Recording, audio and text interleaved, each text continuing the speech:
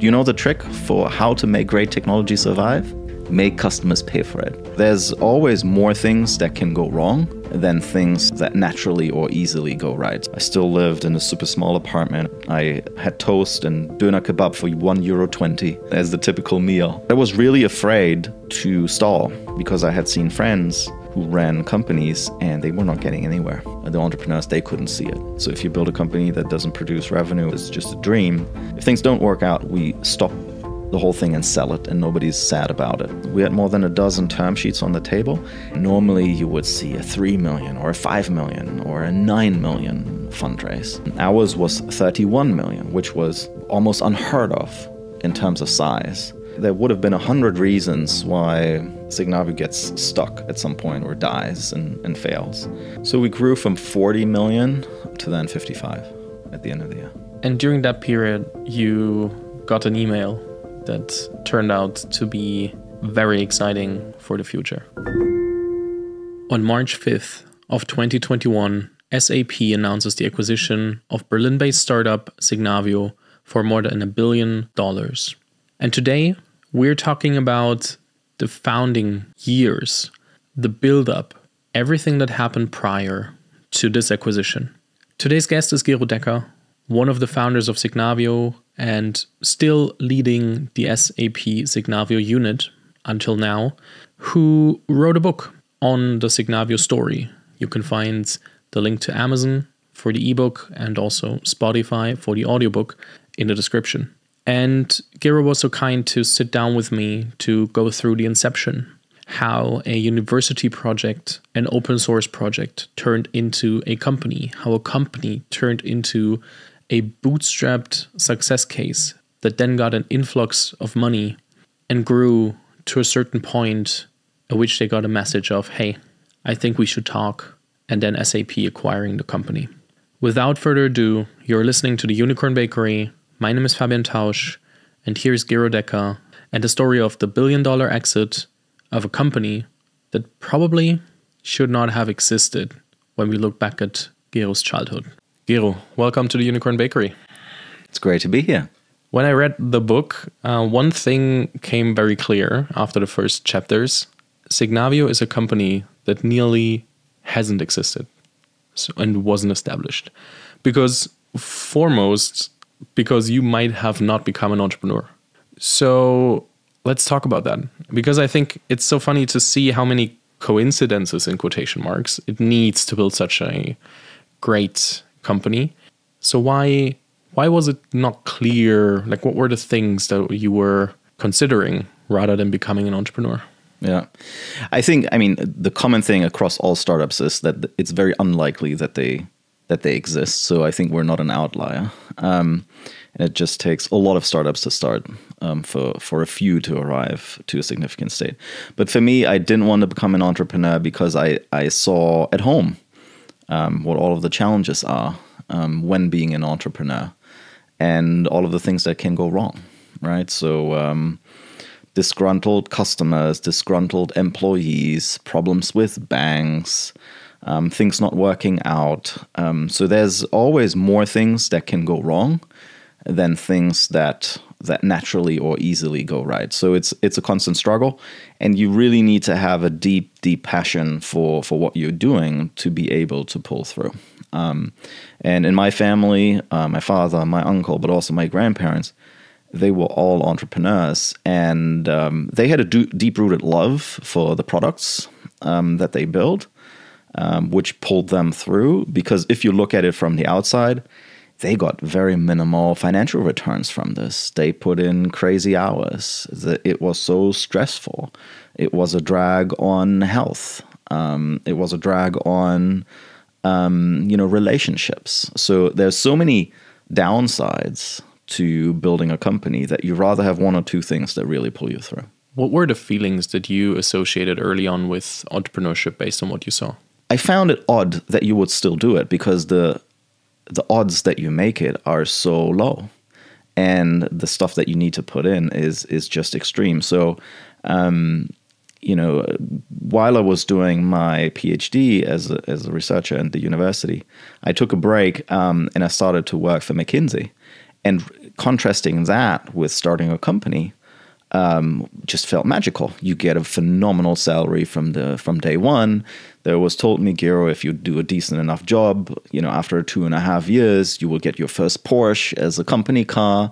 And if you do everything right, you will have assembled enough money after 7 years so that you can retire, or you choose to continue working, right? So, and you only need to be good at the job that you currently do, and the job is there, and the task is there, and the projects and the customers who will pay for it, they're all there. You just need to perform, right? And so this sounded so much easier, such an easier path to success, that just from a kind of risk-return perspective, it just felt very stupid to start a company. So again, back to what I mentioned earlier with my family, I think I fell into the same trap, that I just got very fascinated with what we had built as an open source project, and I wanted to make it survive. And I applied the old trick. Do you know the trick for how to make great technology survive? Make customers pay for it. And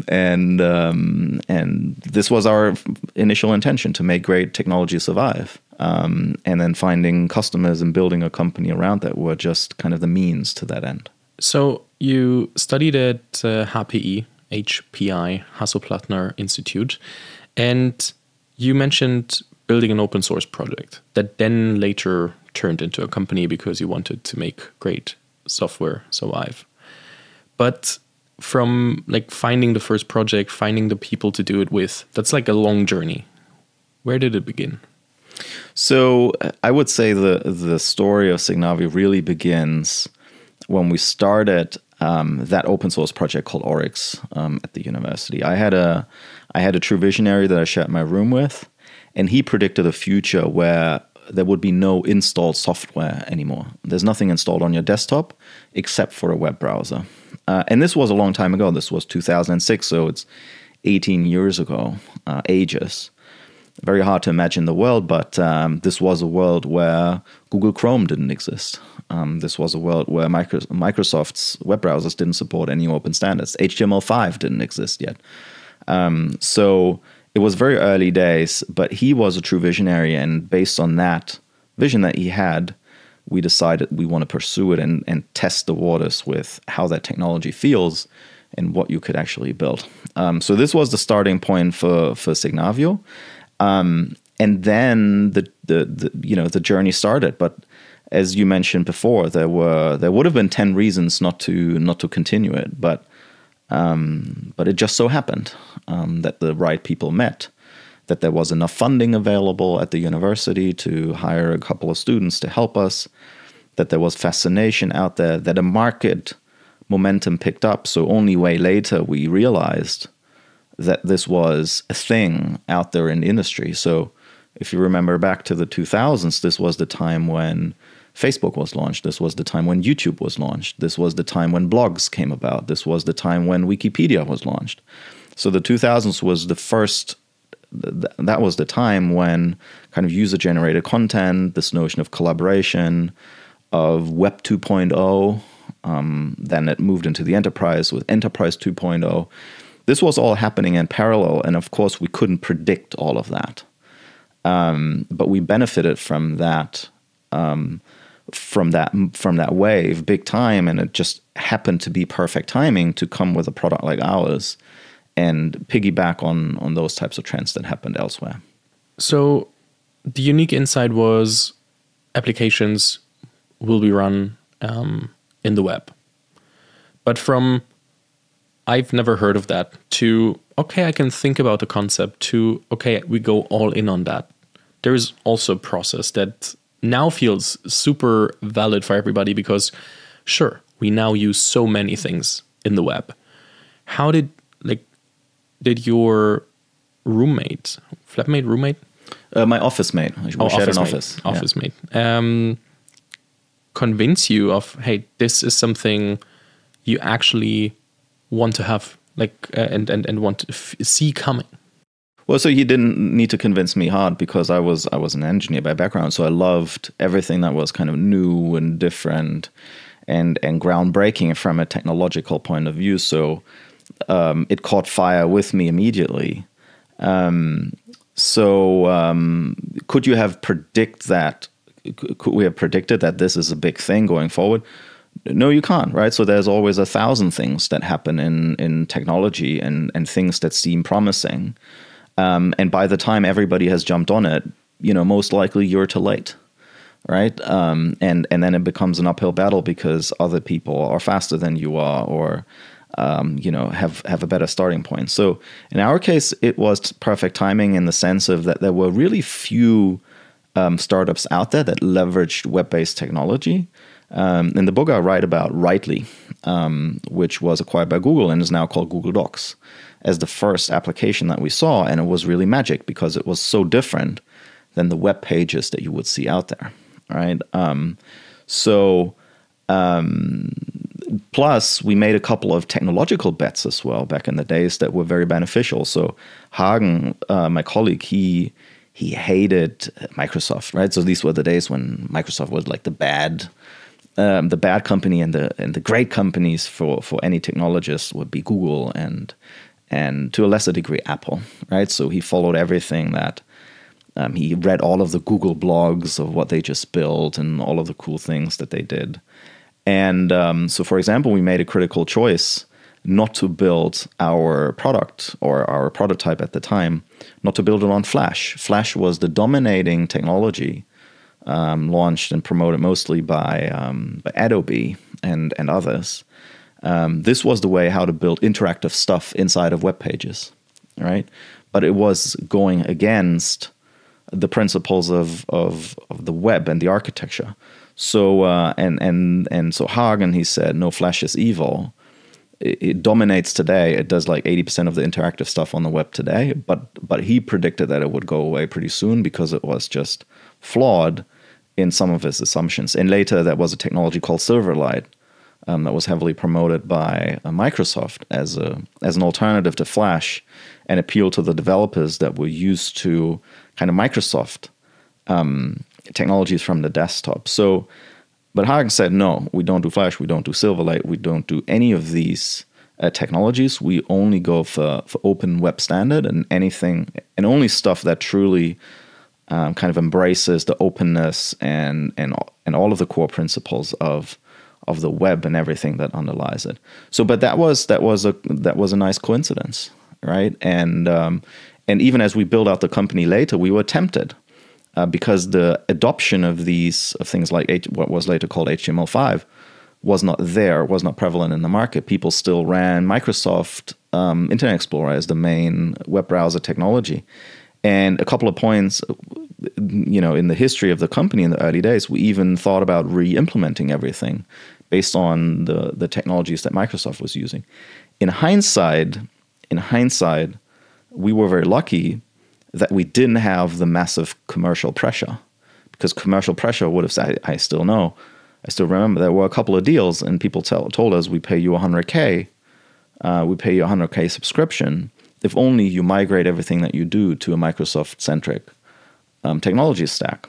And the money was lying right there. And we decided against it because my technical colleagues said, like, this is a suicide mission, right? It will go away.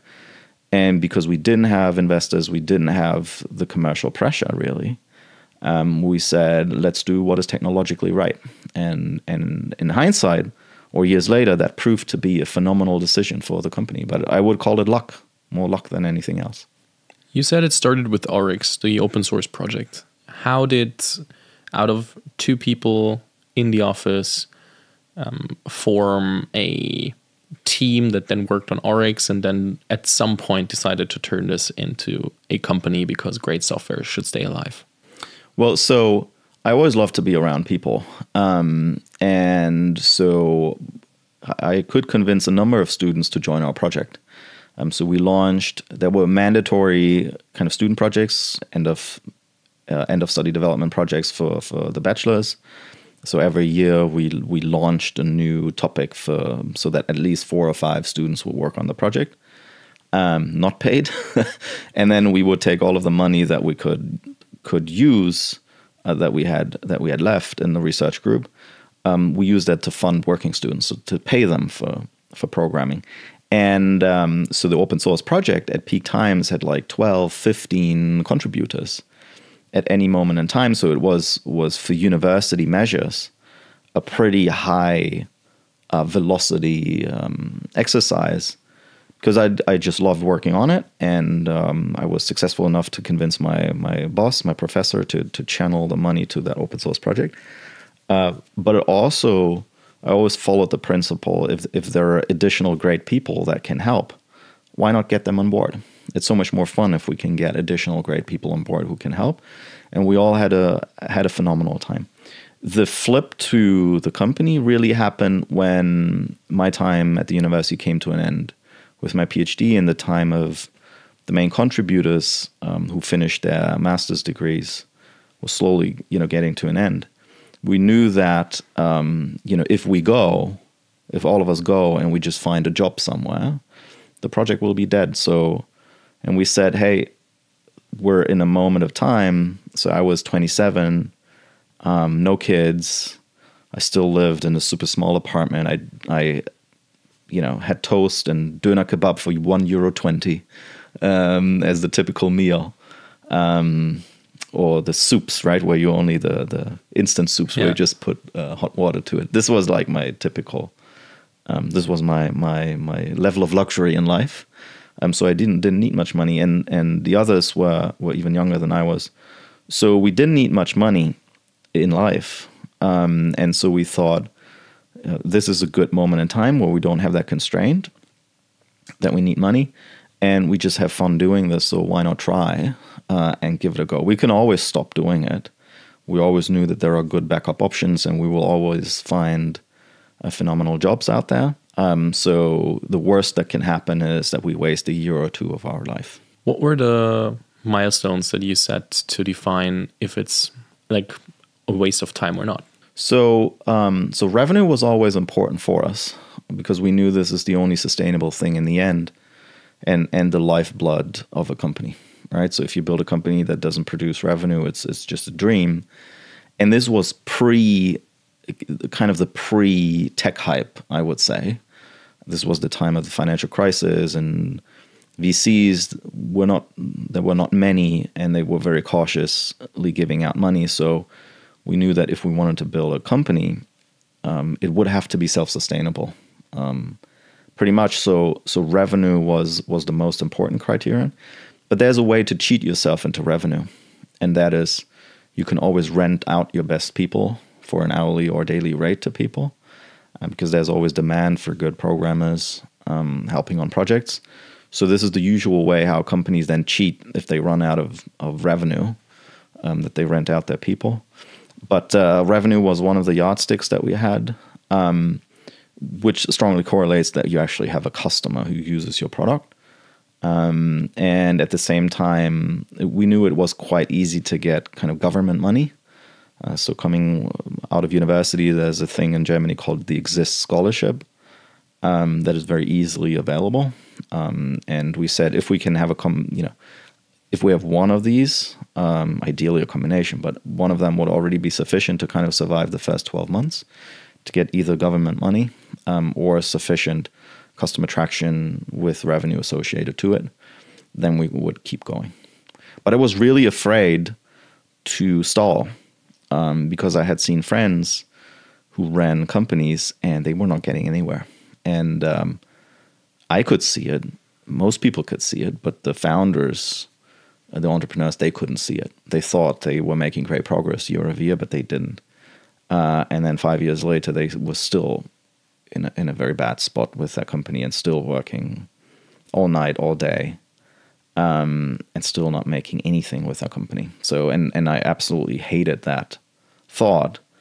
And I said, I can easily waste a year of my life and maybe two, but anything more than that needs to see substantial progress. Otherwise, I go do something else. So what would be your recommendation for founders to keep sight of, like, being on track or also like being stall? So, customer attraction is everything. Measure customer attraction. Think about what could realistically be possible. I mean, we had the benefit that we started with the open source project. So yes, we needed to rebuild large parts coming from the open source world to the commercial product, but we could at least we had at least de-risked certain things. We knew some things would work, and we could even reuse some of the technology. Large parts we needed to rewrite, but some of it we could reuse. So this is the situation that many companies find themselves when they start out, that they start from scratch, right? So then you can't aim for customer revenue right out of the gate, but you want to have maybe a customer or two who at least like your idea and who give you feedback, and as you build out your first prototype, stand by your side and tell you whether it's going in the right direction or not. But as fast as humanly possible, you want to aim for revenue, customer traction that is measured in the euros that exchange hands. Why is Signavio called Signavio, not Oryx? Oryx was trademarked.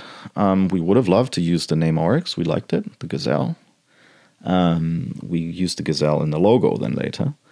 But Oryx was trademarked. And I remembered the story of a friend, Jan Schulzhofen. He had a company called Mannschaftskabine.de, I think that was the name, which was like a social network for amateur soccer players. And then a damn law student from somewhere registered the trademark and then wanted to get money out of him. But he didn't have the money or felt it was the wrong thing to pay money. So he needed to rebrand his whole company to, I think it was called then Spielerkabine. And which was a massive effort, and he lost a lot of users, and he needed to rebrand everything, and it was a massive pain. So I thought, I don't want to go through that pain. I want to start with a company name that I can be sure of, that nobody will take from me. I also spent some time in Australia, and there's an interesting trademark issue in Australia. You know how Burger King is called in Australia? No. It's called Hungry Jack's. Oh yeah, I saw that on TikTok or something. Yeah, I remember. Because Burger King, unfortunately, doesn't own the trademark for Burger King in Australia. So they needed to rebrand or use a different brand. So, and I didn't want to run the risk that we needed to rebrand to Hungry Jack's or something along the lines. No, so we choose an entirely new name. Signavio comes from a signpost. Signpost in Italian is segnavia, which changed 2 letters. And Signavio, when we first looked it up on Google, there were no hits. And there were a couple of typos that led to, but they were clear typos. There were 8 hits on Google, and all of them were typos. So nobody used the term Signavio before. And funny story about the typos, most of the typos related to an Italian company called Avio Aircraft Engines. And the first customer that we signed in Italy was Avio. So I went there. They're based out of Turin. They, I think they emerged out of Fiat, produce aircraft engines. And I ran the meeting with a bunch of Italians in the room, and then we did the demo and presentation and everything. At the end of the meeting, they say, Gero, we could have skipped the whole meeting. And I said, what do you mean, Paola? And she said, Gero, when I saw your name, Signavio, what a beautiful match with us, Avio Signavio. It's a match made in heaven.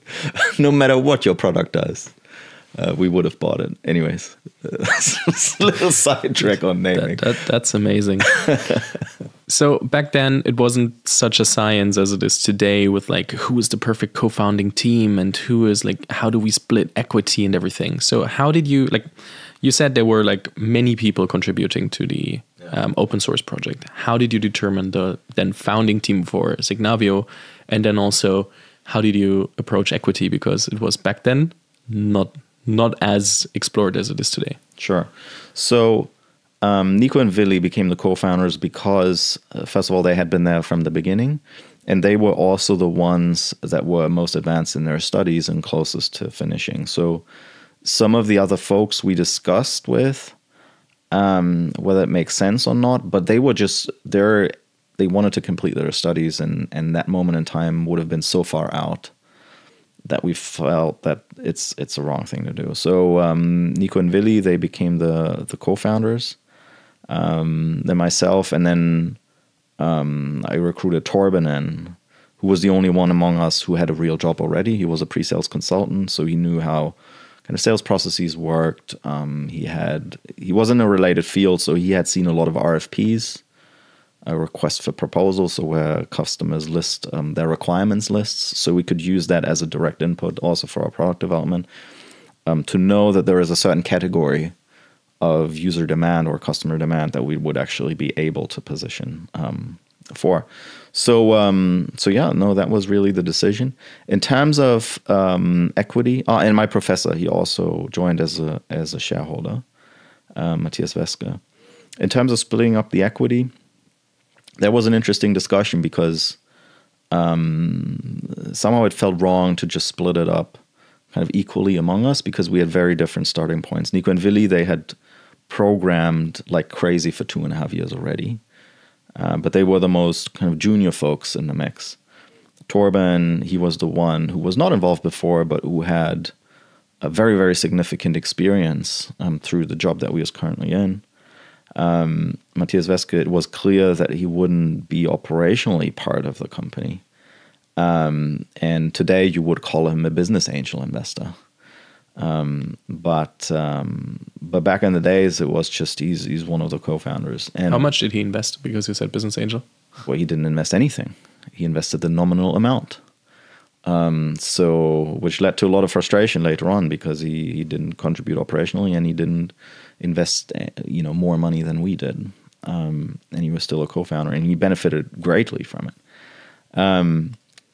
Anyway, so then a friend of mine, he was working for a VC fund as an investment manager, and he had this wealth of knowledge, and he sent me an Excel file that he had found in a blog post, which was called Cutting Up the Founder's Pie.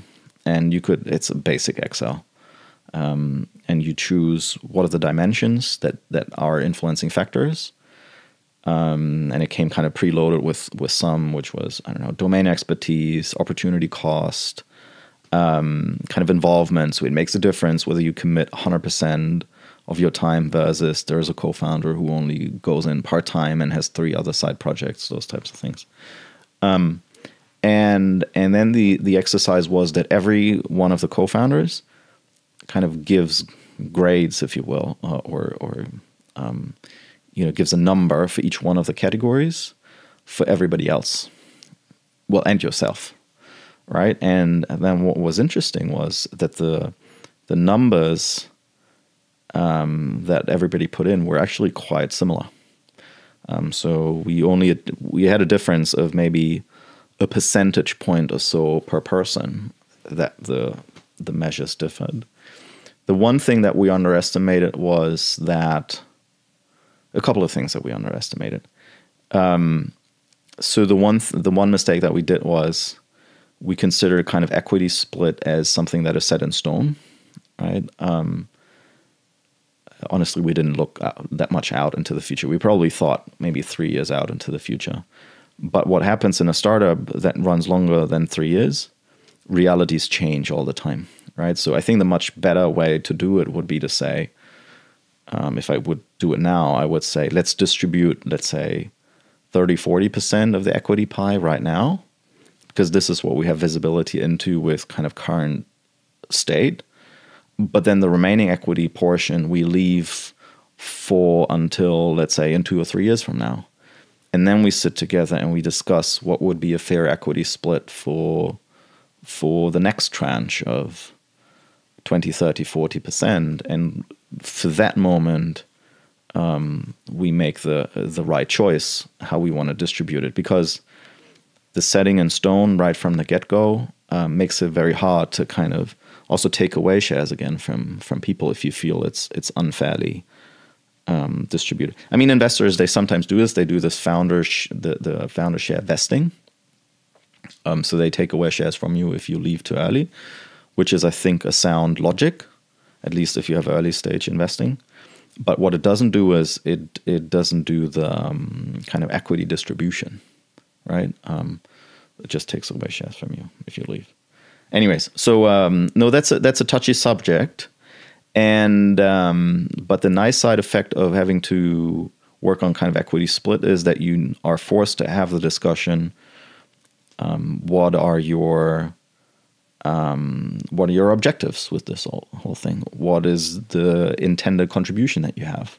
How will you react if this thing doesn't work out in 2 years from now? What will you do? Will you jump ship, or will you try no matter what? So, and these are very, very important and very healthy discussions that you should have very, very early on when you found a company. And we didn't have that to all of that degree, right? So we had a general agreement that if things work out, if things don't work out, we stop the whole thing and sell it, and nobody's sad about it. Which is also important, because if you have one person who wants to do it no matter what, and the others jump ship, what do you do? But in our case, we said if it doesn't work out, we just sell it off, and that's it, and we part ways. But other than that, we were not really good at kind of really spelling out what were our expectations, and we were lacking reference points and experience. So we couldn't have done it better, but we did too little. We will come back to that. But you mentioned there were 2 goalposts, and one of them has to be hit. It was either first customer or government grants. Which one did you pursue first, or did you pursue both? Like, how did you prioritize with a small team? We did both at the same time. There was a university team that helped with these grants, so we always seeked help wherever we could.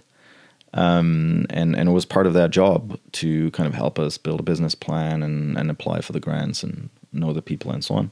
So we did that. And then customer we pursued at the same time, right? So we started reaching out to folks, showed our prototype to whoever we could. Our network was very limited. So AOK, who became a first customer, was really one of the very few customers that we had interaction with previously. So we got lucky that they said, yes, this is actually pretty cool, and we want to try this. So we might have had maybe 1 or 2 or 3 others as candidates, but that was about it. So it's not like we had hundreds of companies that we could like call through and pitch to. So we got very lucky. Did you remember the feeling in the team and the spirit once AOK signed? It was phenomenal. We felt like we were the kings in the world. And it was for us, so it was close to 100K commitment from them for a company that didn't even exist, for a product that was not ready yet. But it was a commitment. Once the company is there, once the product is there, they would live up to the promise and buy it from us. So, I mean, if you're a bunch of students, essentially, who have no clue about anything, who have we didn't even know how much these types of things should cost. And one of the reference points is a license for Microsoft Office costs like 150 euros, right? So this was kind of this is how much software costs. And it felt crazy that people would pay more than 150 euros, not 150,000, 150 euros for software. And then we just aimed very, very high, kind of with the principle that rather kind of, go back from the high price than come in too low. We had still quoted way too low, we found out. But yeah, no, we felt like this is phenomenal. On the other hand, we also knew that this is only a temporary effect, right? So this revenue will help us fund the next couple of months, and then we would have to find the next customer to go from there. So it was always, we tried not to think too far ahead into the future, right? If you think, because then you stress yourself out. So for example, to AOK, of course, we promised them that not only do they get a phenomenal product, but that, of course, we would maintain and further build it out over time, right? Which was a promise that was impossible to substantiate, because it would mean that in order to live up to the promise, we would have to find customer number 2, 3, 4, 5, 6, 7 to be able to live up to that. And we didn't know whether we would ever find that or whether AOK is a one-off. But we thought, hey, let's deal with the problem once we have it.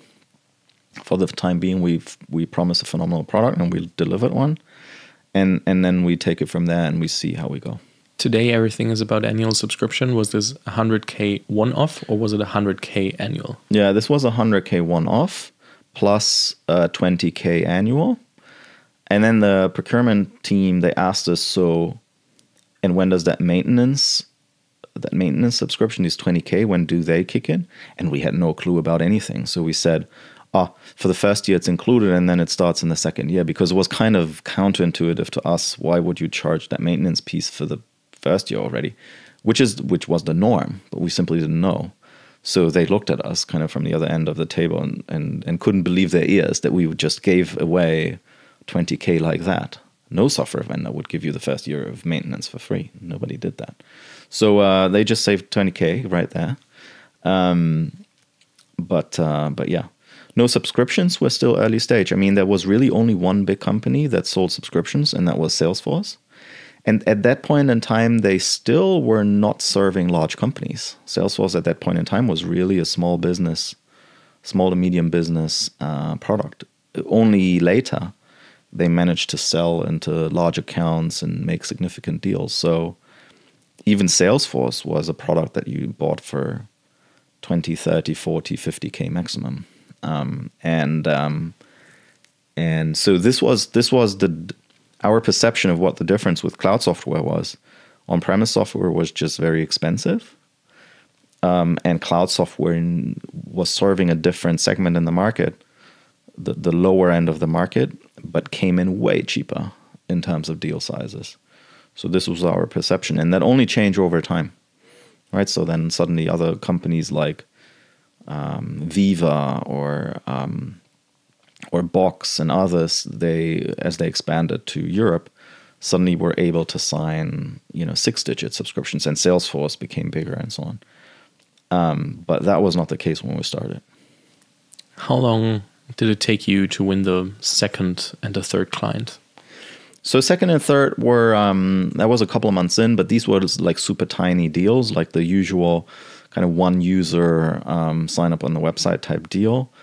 That were kind of nice to see that people actually from a 30-day trial would be willing to continue using it for a user or two. So you did product-led growth already back in like 2010? Yeah, so that name didn't exist. It was the free trial mantra that was the norm for SaaS at the time, for the very few companies that existed. And but that, of course, didn't move the needle at all. All right, so our cheapest subscription was 360 euros per year. This was the cheapest product version that we had for one user. And with 360 euros per year, I mean, you can't afford anything, right? You can afford toilet paper for the office. That's about it. So we were heavily relying on these customers would give us, many thousands or better tens of thousands of euros, and there were very few of them in the early days, right? So there were the second really big customer for us was United Internet. Others were companies like Edeka or Axel Springer, and those types of kind of mid-sized companies who would sign on either kind of one-off deals in that range. Let's say 40,000 plus, or subscription being 5-digit. So I refer to one of the chapters in the book where you described the Hare Krishna method on, in the end, generating leads.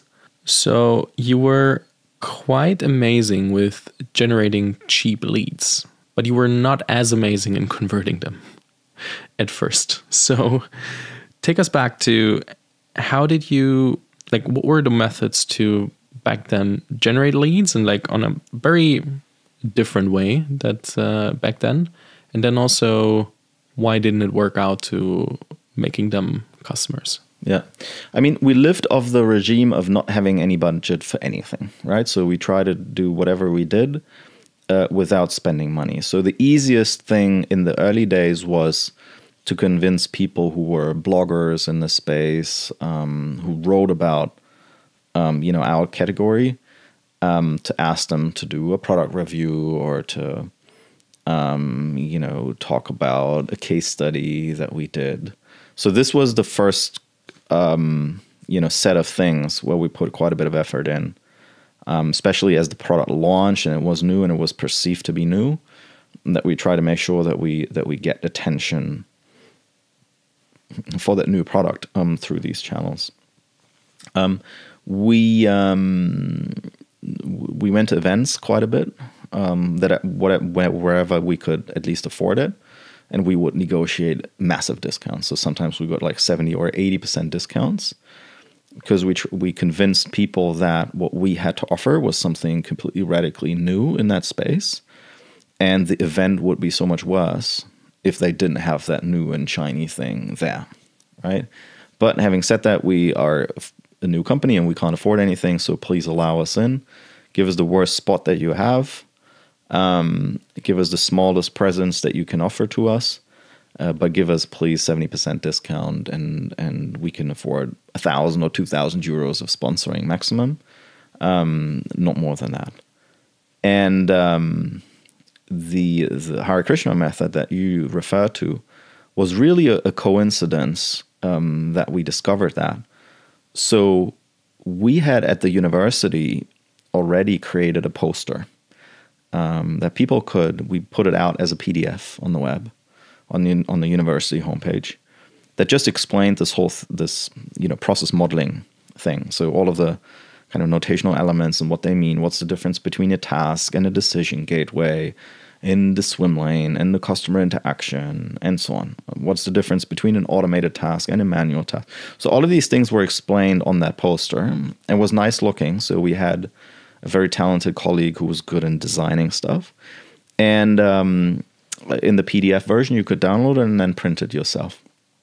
For special occasions and for special friends, we went to a copy shop around the corner, and then for a couple of euros, we would get like a big and colorful version of it. We had this colorful version also in our office. Whenever somebody came around, they said, "Oh, we want to have this poster too." Anyways, and this one day, we looked into the log files of the university server. You could just click on the link and you would get the PDF right away. This is how you did it on the university system. So we had no clue about what lead generation actually is, right? And then only somebody else who we told him that we had 70,000 downloads for that stupid poster. And he said, "Oh, you collect 70,000 leads." And I said, "Lead, what is that?" And then he only explained, what lead is like a digital representation of a business card. It has a name, it has an email address, has a phone number, has a company name, and so on and so forth. Because then you want to be able to send these people an email or call them or send them a letter. And but what we couldn't do with the university homepage is just to put a registration form before it, because it was a university asset, and we felt bad. And the universities would not be allowed to generate leads for a private company. So the trick that we did was we said, okay, people love this printed physical version of the poster. And why not offer that? So you need to sign up on the webpage. And then we send you for free that physical copy. It was super cheap for us, right? Printing that poster was like €1. And then paying for postal services was €30 or 40 or something. And then when you needed an envelope, and then you needed a person to pack those envelopes. And that was about it. So it was super cheap.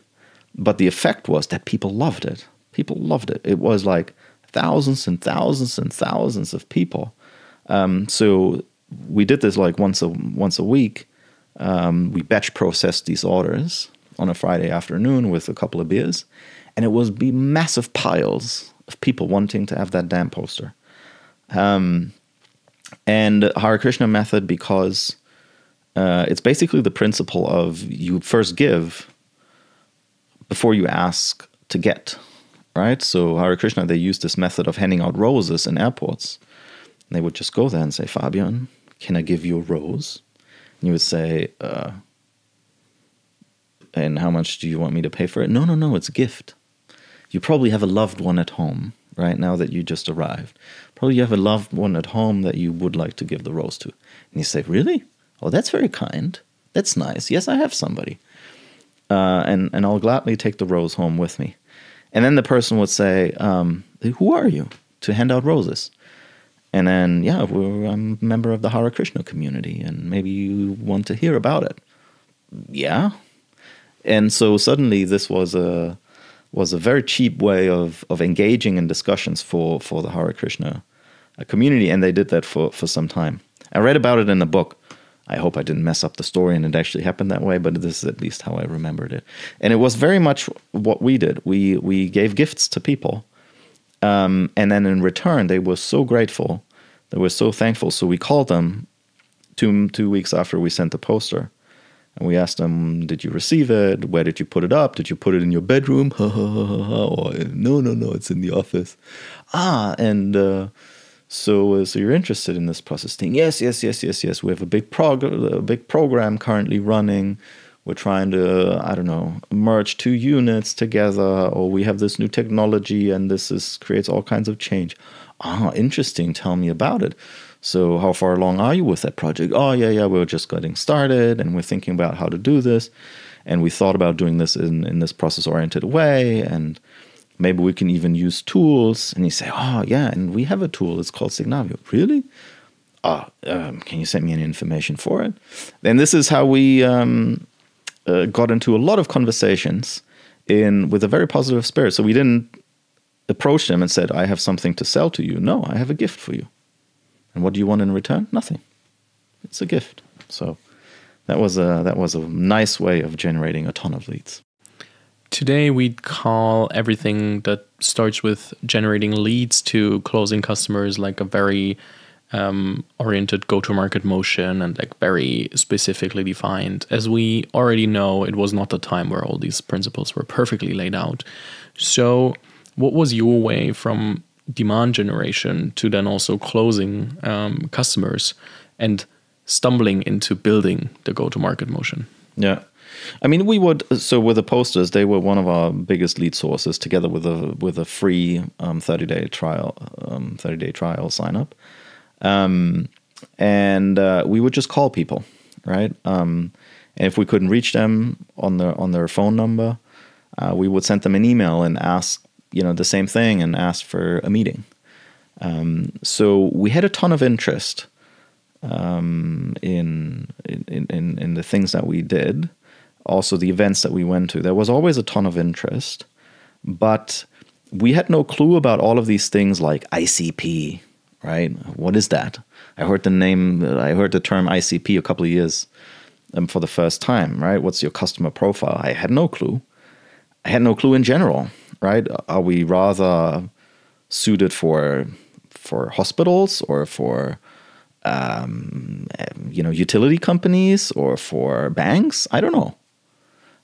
Everybody has business processes, so in general that should work for everybody. But would I know who's actually willing to pay money, and what are the trigger points for them? I had no clue. So this was also a wonderful learning experience for us, to stumble into all of these different personas and to stumble into all of these different use cases.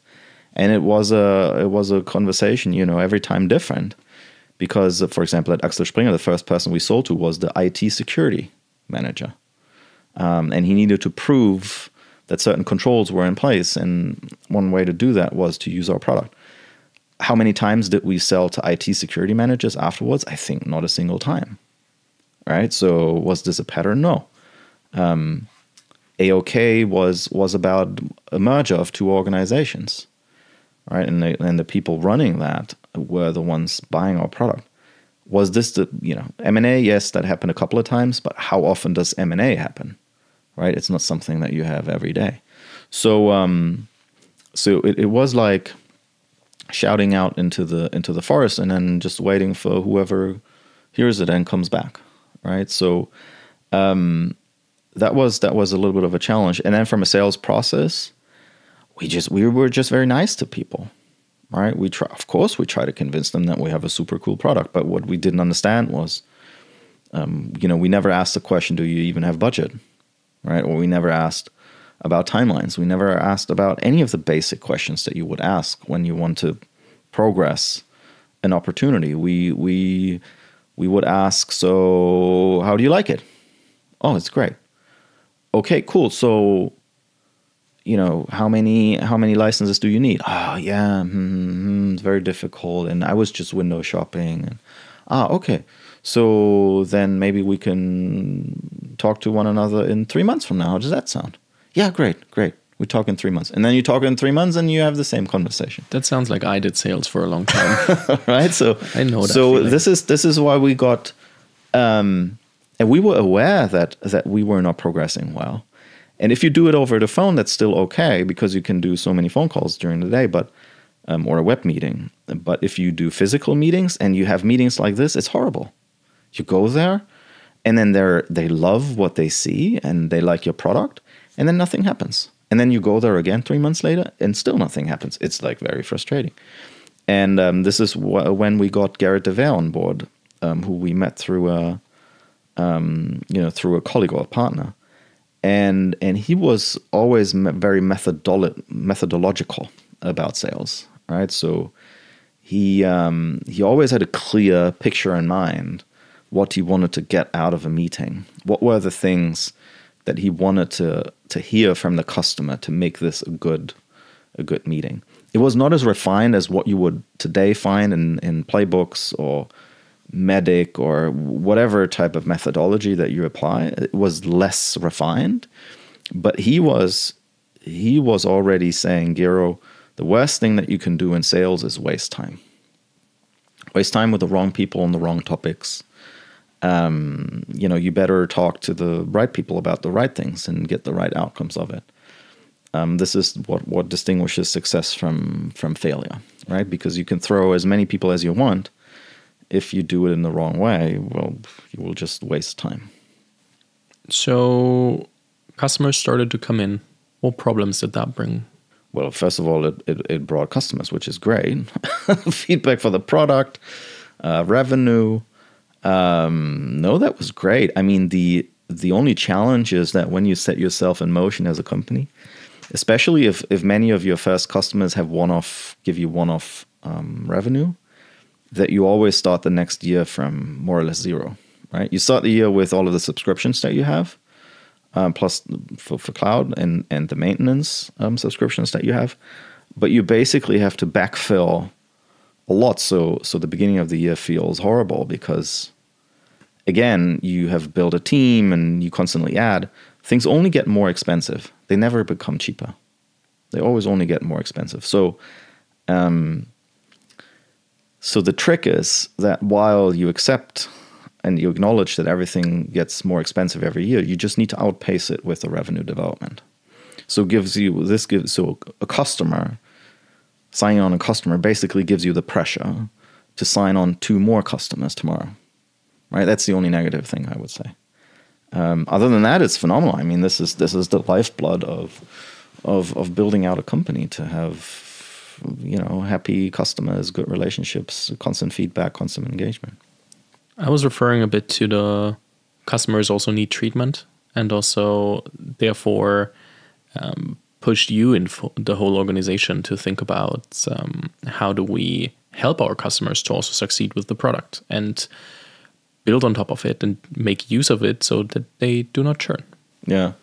So we were very reactive for a long time, right? So we knew, and from the very first version, we knew that there is a thing called a support hotline or a way to issue tickets, right? So this was built into the product right from the get-go. And it was very easy. It was very prominent in the product.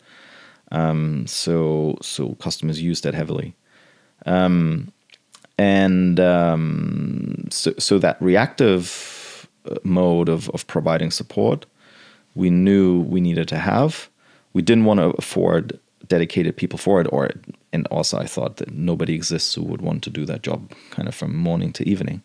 So we distributed support tickets and gave one person per day had the task of issuing of handling support tickets and incoming phone calls. But only much later, a lot later, we figured that there was a big gap between support on the one hand, which was the reactive answering of issues or questions, and the proactive piece, which was sales. But sales always only focused on those accounts where there was a sales opportunity, right? So this was what we learned from Garrett. Don't waste time with scenarios where you simply can't make any money or any additional money for the next 2-3 years. And if you can't make any money in the next 6 months, deprioritize as well, right? And put it to the backlog and come back 6 months later. So a big observation was that there was something in between, and customers were slowly falling between the cracks. Customers who never complained, where the product kind of did what it was supposed to do, so there was no problem with the product. But there was also no upsell opportunity anytime soon. They were, sufficiently equipped with licenses. So then, in that situation, nobody would talk to them. Right? They would still come to our events and sign up for webinars to see what's new and so on and so forth. But we would never proactively engage with them. So this is how we, based on a couple of customer examples, one most prominently that was about to churn. Right? They told us, we love your software and it does everything it should, but we're not getting the value out of it as we would hope to. That's why we're going to stop using it going forward, right? And then we noticed, wait a second, first of all, we didn't have a clue that they were struggling to get value. And second of all, we didn't even have a person that could deal with that type of account. So this led to testing the waters or doing research on the internet, how other companies do it. And I found a thing called customer success management on the West Coast, right? So that was a term not widely used, something very new.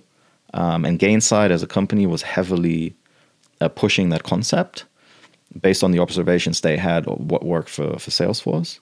They were one of the first ones to kind of introduce that customer success management role. And Gainsight was the company to promote that to the wider community. And we took on all of that inspiration and tried it ourselves, and it worked wonderfully. Because suddenly we had onboarding journeys. Suddenly we had health scores for companies, right? So we could tell on a score from 0 to 100 how healthy is a certain account, and we could track that. And so we wouldn't lose the ball on anybody. We would check in, at least with the bigger customers. For the smaller customers, we would take care of what can we learn from how they log into the system, or what features do they use, and how many users do they have active on the system. Or is our main contact switching jobs? Because you can see that on LinkedIn. Suddenly all of these digital signals we could use to proactively engage and say, dear customer, have you progressed on this and this? What is going on? I've seen there are some changes. Are there new team members that we should onboard to the product to make sure that that value and usage continues, and so on and so forth. So this was a big revelation for us to go down the path of customer success management. So you started to close more clients because you're developing a sales motion. You are profitable as a company from day one. You because we didn't spend any money. Additionally, but at some point, so profitable, and you never took on investors' money to that point. At some point, you did. What changed? So we did talk to business angels, but it always felt like odd conversations. So there was a business angel network here in Berlin, and we went there. They had like a pitch night, but these were people who were not. None of them had or very few of them had a digital background. Right? For them, this was all of a kind of a lifestyle thing to have business angel investments. And they did business angel investments to brag with their investments in front of their friends. So, and it felt like a horrible waste of time. VCs, very few, and it was not a mature ecosystem in Germany and in Berlin in particular. So what changed was, I think, Julian Riedelbauer, he built an M&A advisory called Pure Equity and then became part of GP Bullhound. He's now with Drakestar. But throughout his GP Bullhound days, he would, I liked him as a person a lot, and he told me a lot about kind of venture capital and how it all works and how deals worked. And he had done a fundraise for a games company out of Hamburg, I think. And they had done something interesting that I had never heard of. And that was they did a fresh money in, primary investment, but they also did a significant portion of secondary capital. So where the founder sold shares as part of the fundraise. Because that games company too was profitable and didn't need all of that much money, but they saw it as a good opportunity to bring some money behind the firewall and get some professional help on board. And we were in a similar situation because Torben, one of my co-founders, he wanted to gradually move out. And as part of that, he wanted to sell some of his shares as well. And we couldn't afford buying him out. So all of that combined, plus we had launched in the US a couple years prior, and we felt like we were not as professional as we could be. And, the quarters were not very predictable that we had there. So we said we do, the secondary portion, mostly for Torben, combined with rebooting the US expansion and getting general help for how to build the company properly. These were all of the motivations to go into that process, right? So Julian helped us. It was a structured process with many, many, many funds involved in that process. And that produced quite a significant fundraise, at least for that time. This was 2015, so big funding rounds were still very rare, right? These were the days where, My Taxi was a blowout success, right? And I think they sold for like 10, 15 million or something like that. StudiVZ, they sold for 90 million euros, which was like the unimaginably large exit of a company. But this was kind of the range of company valuations, and the fundraisers that happened in Berlin at the time. Normally you would see a 3 million or a 5 million or a 9 million fundraise. Ours was 31 million, which was almost unheard of in terms of size. But it also came from a source who happened to do one of their very first software investments in Germany, Summit Partners. So they were a US fund, and they had done most of their investing in the US. But they had a team where one of the investment managers was German, another one was Swiss American, and they had an eye on the German market. They operated from London, and they were keen to do their first investment in Germany. So we were the perfect guinea pig for them to deploy some capital into Germany. As far as I remember, it was at a 72 million pre-money, and it wasn't the highest offer you had. No, exactly. So we had many offers. We had more than a dozen term sheets on the table, and the spread was crazy. If I remember correctly, the lowest I think was a 20 million valuation, and the highest was a 90 million valuation. But the 90 million valuation came from a strategic, was one of the big four companies. It was a great opportunity to meet their CEO and their executive board and everything, because they were a partner anyways, and they had a couple of forward-looking senior managers who wanted to get away from kind of just earning money by the hour, which is a classical model of the big four, more to what they call an asset-based revenue stream, so where they sell subscription software basically, alongside with their services. But they were not ready yet. They're still struggling today. They all have a fundamental problem, these big four, because they have a dividend payout scheme to their partners. And when you exit your operational role, you typically hand over your shares, you sell your shares. So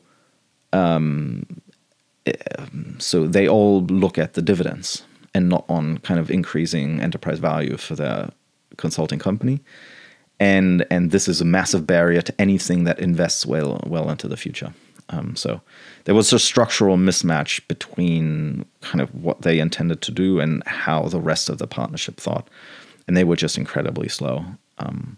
So that didn't go anywhere. But we also had another private equity firm that gave in, I think, a similarly high, I think 85 million a bid in, but they couldn't help us on all of the strategic topics like US expansion and kind of bringing the company to the next level. They were kind of a boutique private equity house. They had previously made a lot of money with Wirecard and wanted to reinvest the money. They were one of the beneficiaries of the Wirecard story, but before it later collapsed. But it was a small boutique private equity house, and it was just for us not as of a good fit like Summit Partners. They were just stellar in all aspects. Not only through this investment, but in generally, Signavio accelerated and grew, and you had co-founders leaving based on the transaction. The company changed, grew further in headcount and everything. Also, like, of course, ARR and revenues.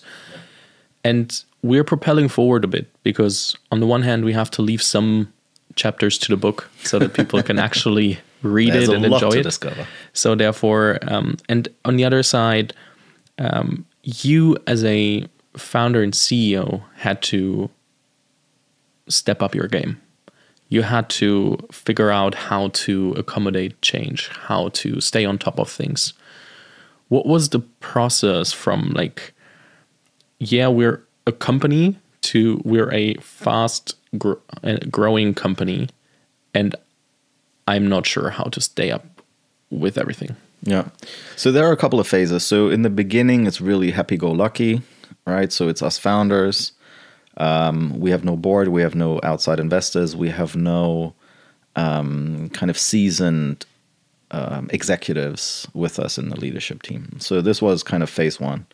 Then phase two is when the investors came on board and they already started giving us fire, right? Because they demanded, they came in with a big investment at a serious valuation, and their expectation was that we would live up to the standards what they expected. And they told us something as well. They said, Gero, you're small today, but we want to start treating you as if you were a public company as soon as possible. We want to see predictability. We want to see professional management. We want to see governance structures. We want to see reporting. And we will start treating you, from now on as if you were there. And this was a big step up for us as a company. So this was, for the first time, the demand to run the company like a true company. Before it was a well-run hobby project, if you will, with a lot of intrinsic motivation and people just doing the right thing. And then the big next turning point was when we had like 50% or more of our leadership team being seasoned executives from the outside. None of them had been founders themselves, so they were all used to high growth businesses and had a lot of experience with startups for sure, but none of them were founders themselves. But they were used to bringing rigor and professionalism, cadence, velocity, throughput to focus to the company.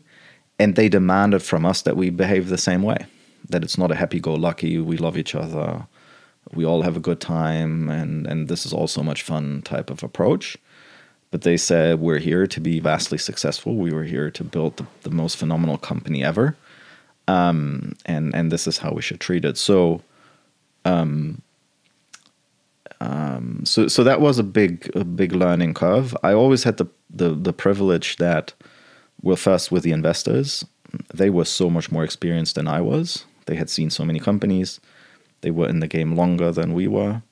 The chairmans that I had first Leo Apotheker for a couple of years, and then Jeff Barnett, who was so Leo Apotheker was CEO of SAP, and then later Hewlett Packard.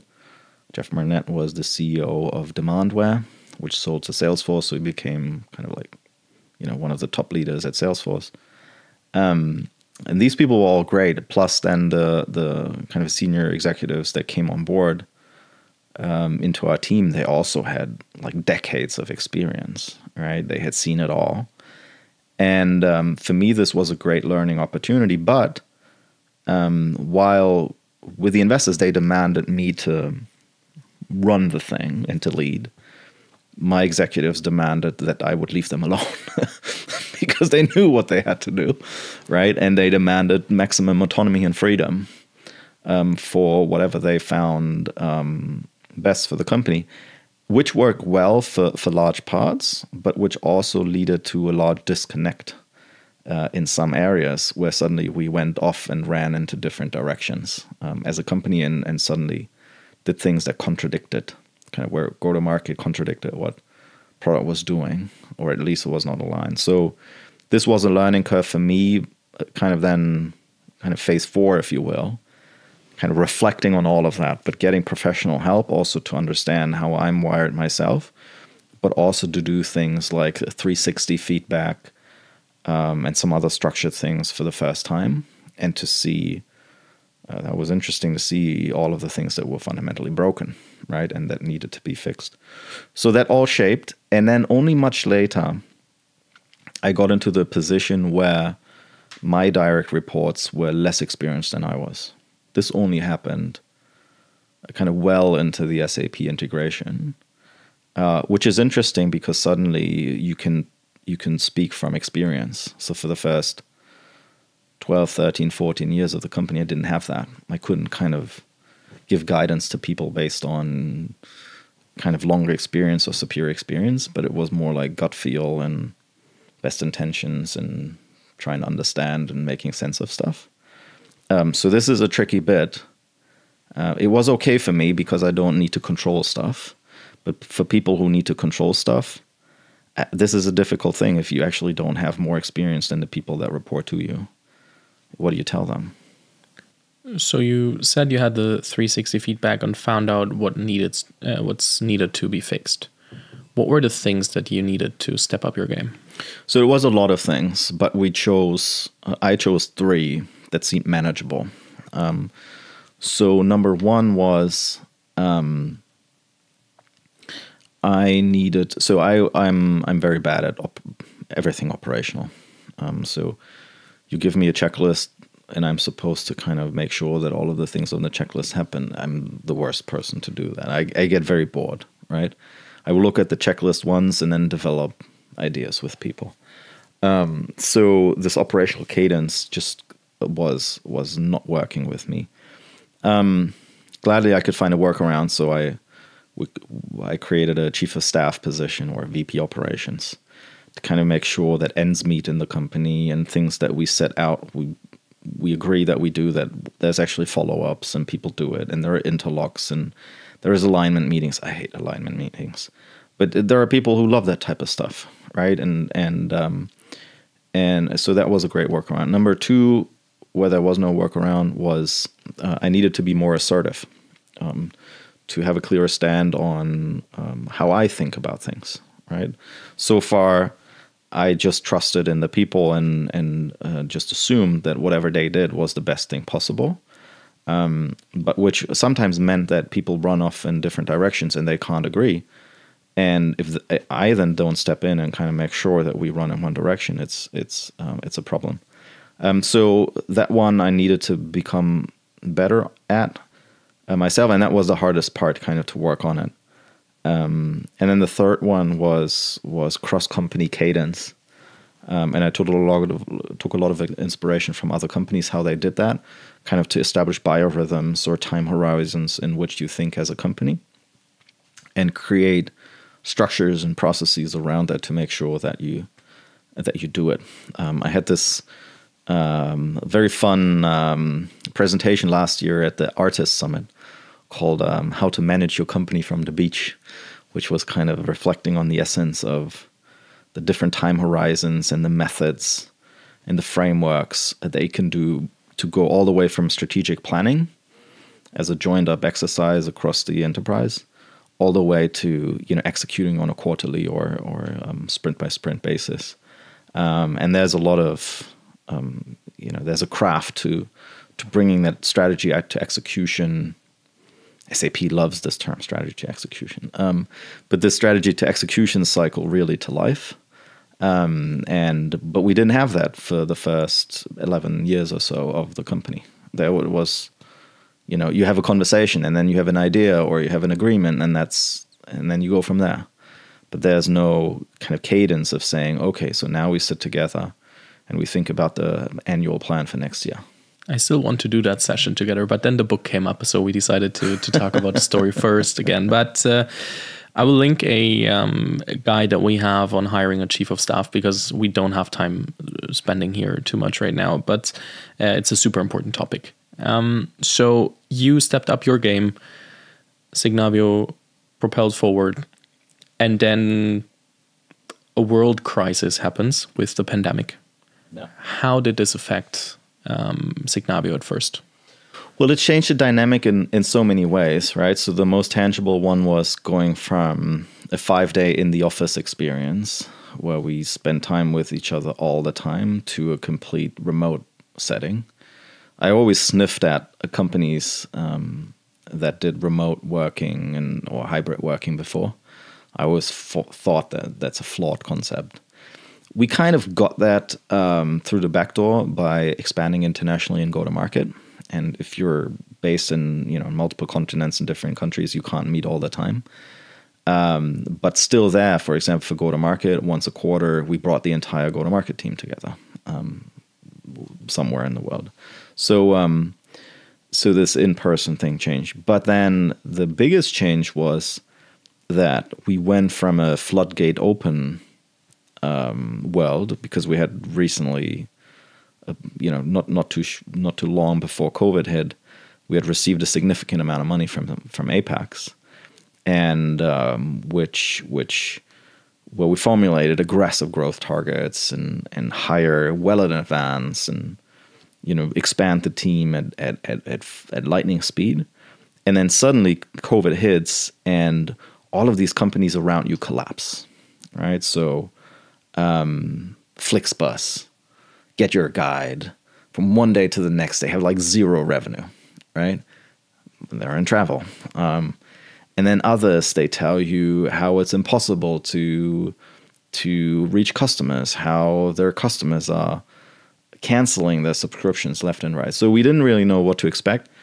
And to add to the mix, our investors, they really freaked out, because they didn't know what's coming. And there was this mantra of, protect the cash that you have. You don't know, the capital markets are closed. You will not get any fresh funding over the next 12, 18, 20 months. So, preserve any cash that you have and reduce cash burn like crazy, right? So this was the mantra, not only in our company, but with many companies. And this meant for us that we needed to, because personnel cost was like the largest bulk of cost that we had. So we needed to get off that. So we needed to reduce by at least 20%, which in the end meant, for the first time, rather than hiring, at a rapid pace, we would have to fire people, right? And this was something that didn't come natural to us. And that was a very, very painful process for us to switch the mode of the company. It worked well because, all of the things that I talked about before, kind of bringing alignment and the strategy to execution piece and so on. For the first time during COVID, this actually came to life, and we benefited strongly from it, that not only people would excel in their little buckets, but that we could really come together as a company and make the best choices kind of for the company overall. So this was super, super important. Plus, the culture that we had built over the years, or nurtured over the years, became a real strength through that situation as well. Which meant that people pulled through, they identified with the company, they helped each other. So people who were also affected by the layoffs, other colleagues would chime in and kind of help them. And it was just a very good cohesion and a generally good spirit in the company to go through that tough time. The challenging time was shorter than anticipated. So already 4 to 5 months after the first lockdowns happened, we went into expansion mode again, right? Because we figured we were one of the I wouldn't say beneficiaries, but at least we weren't as affected as most people out there. So we still ended the year with decent growth. Original plan was to grow 70% in 2020, but our meltdown scenario said we would contract by 40%, right? So decrease of 40%. In the end, we grew by plus 40%. So it was not the 70% growth that we wanted or that we had planned for, but it was way better than what we thought we would end up with once COVID hit. What was the ARR total end of year? So we grew from 40 million to, or slightly below 40 million, to then 55 at the end of the year. And during that period, you got an email that turned out to be very exciting for the future. Tell us more. Yeah, that was my old friend reaching out. So we had in fall, we had started engaging with the folks at SAP. They had a new CEO, and new CEOs come with new strategies, and the strategy set business process management as a topic. And then now they were figuring out how SAP would pursue that, what they wanted to build themselves, what partnerships, or whether there could be an acquisition. And if it's a CEO-led mandate, acquisitions are possible and not surprising, right? So we didn't know about that. We just had kind of discussions about partnerships, but these discussions went so well that SAP internally, they figured that actually acquiring Signavio would be the best option, and we would be the best target out of all of the companies in the business process space, and having the best fit for SAP as a company. And then it went very, very quickly from there. So it was less than 12 weeks from that text message by my friend saying, "Hey, how do you think about acquisition?" all the way to signing the transaction. What was the final result? I'll leave all the negotiation and every detail you put in. I will leave for the reader, but or link to the show notes of the previous episode that we that was in German only, so therefore that was in German only. Okay, but just give us a few details. So I mean, this was an interesting experience all the way throughout. We were in a lucky position that we didn't have to sell, and we actually didn't want to sell. We were geared more towards doing an IPO at some point, which is, there's a famous quote from a businessman from the United States called Donald Trump, who says, "You will only get a good deal if you are willing to walk away from the deal at any point in time." So, and I remembered that. I had seen all of the Apprentice episodes with Donald Trump years earlier, with all of his negotiation tips. Anyway, but I remembered that, not to get too hung up with that this is the only possible outcome for the company, which helped us a lot throughout. It was just crazy much. It was a crazy amount of work, the whole thing. So, for example, later in the data room, when we went into due diligence, from the SAP side, there were more than 200 people in the data room involved in turning every stone of the company. And it was a turbulent time as well, because after the Q3 numbers of SAP, the stock price of SAP plummeted by 20%. So they just erased dozens of billions in market cap, so not an ideal position to make a costly acquisition. And but everything was good in the end, because there was such a strong connection, and the SAP folks felt that this is really a thing worth pursuing. And Reuven Morato, he was the kind of the business sponsor, the guy leading it from the SAP side. He was just so eager to complete this. It's always a good sign when people say, "I will quit my job if this doesn't go through." Right? This is always a good statement to have. And he said exactly that, right? So I don't know what I should do here at SAP if this thing doesn't go through, because this is the absolute number one thing that we should do as a company. So he was all into that, and he and I, we were always kind of the back channel whenever we faced hiccups, to make sure we bring people back on track. Negotiation was interesting. So the numbers went wildly from kind of first offer of SAP or what we wanted to have to then agreeing on the final price. And it took a couple of weeks to get to that price. But yeah, it was just a wild ride. All of the details in the book. I will leave it with that when we talk about details. Since then, you became a little shopping queen. You are running around spending corporate money on acquisitions. Very lightly said, of course. But you bought WalkMe, you bought LeanIX, and let's see what happens in the future. I'm quite interested in seeing that. And therefore, the SAP Signavio group by now and product line is growing and growing. Mm-hmm. What's out there for the future? For the future, look. So for the time being, we made a number of acquisitions that fill the story. So we went beyond the process dimension. Within the process dimension, we did one small acquisition. Like a tuck-in acquisition here in Berlin called Causa.ai. They came out of the Merantix AI accelerator. Phenomenal technology, but they didn't get the go-to-market traction that they hoped for.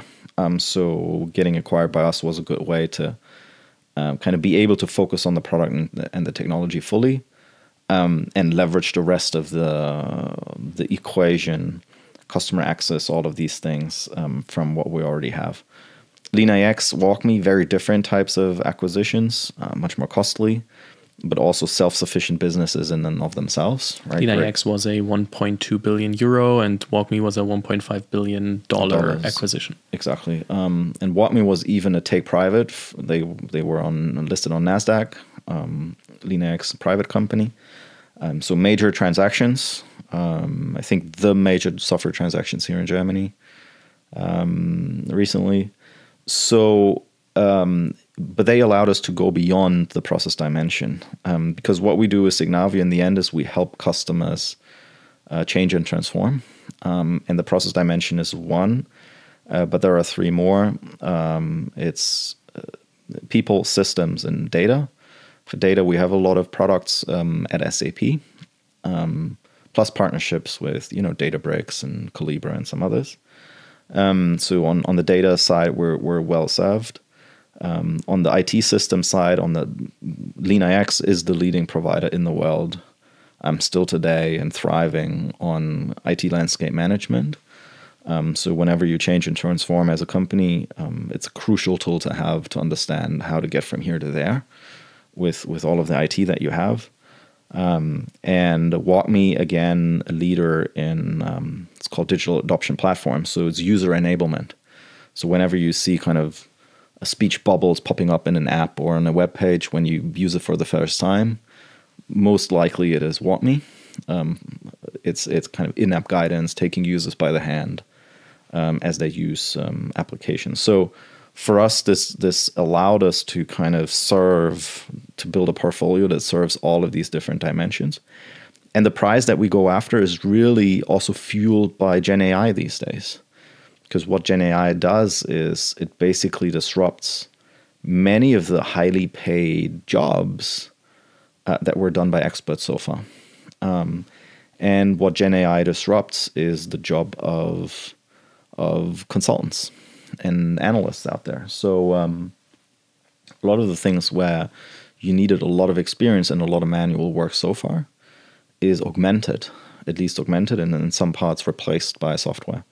And this is a massive, massive market opportunity for us. So it's roughly, process improvement consulting alone is roughly $200 billion every year, right? And I always say if we get a 5%, 10%, 20% cut off that, if we get a 10% cut of that, we would be on par with the ERP business of SAP, right? And the topic is only growing.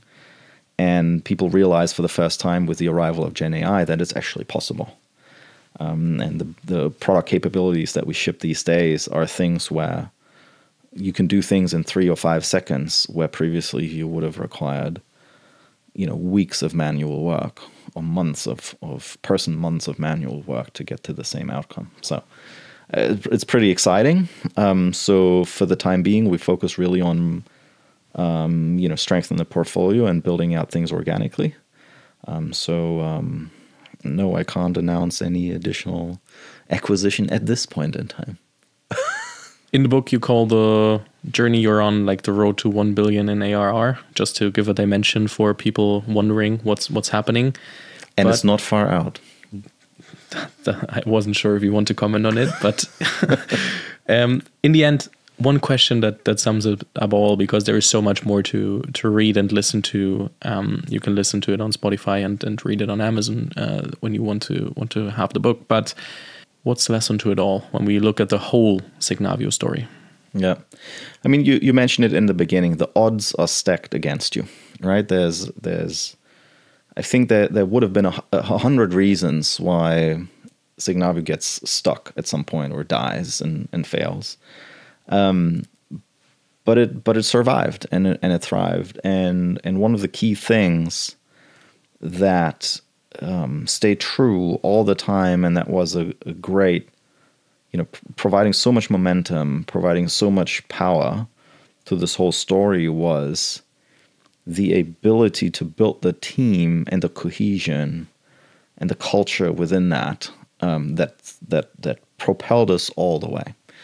And it's fascinating. I mean, if I look at it today with SAP Signavio, we're approaching close to 2,000 employees. And most of them were hired even after the acquisition by SAP. So they weren't even part of the independent startup before. But still, they will tell you that it feels different, that it feels good to be part of that organization, that they feel they are in an environment where they can thrive, they can grow, but where everybody lifts each other up. So, and this has been a guiding theme for us, and I'm particularly proud because we didn't do this by intention, right? It's not like we started a company and said we want to be the most people-centric or people-empowering company on the planet. This was never, the intention. It just happened.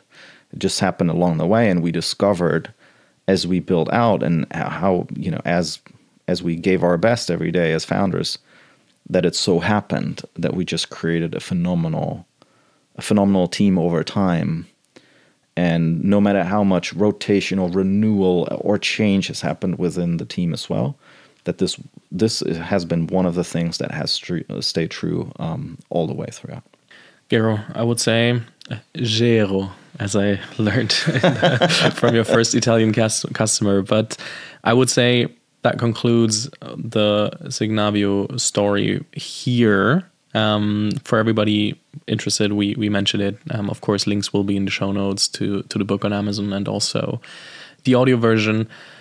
It's been such a pleasure. It's very inspiring what you did and built. Also, in a time where not everything was as laid out as it feels to be today. There are so many things that aren't laid out, even nowadays, as every founder knows. But thank you so much for sharing everything. Congratulations to you and the whole Signavio team on what you built. And thanks for taking the time, and looking forward to seeing what's happening in the future. Thank you so much.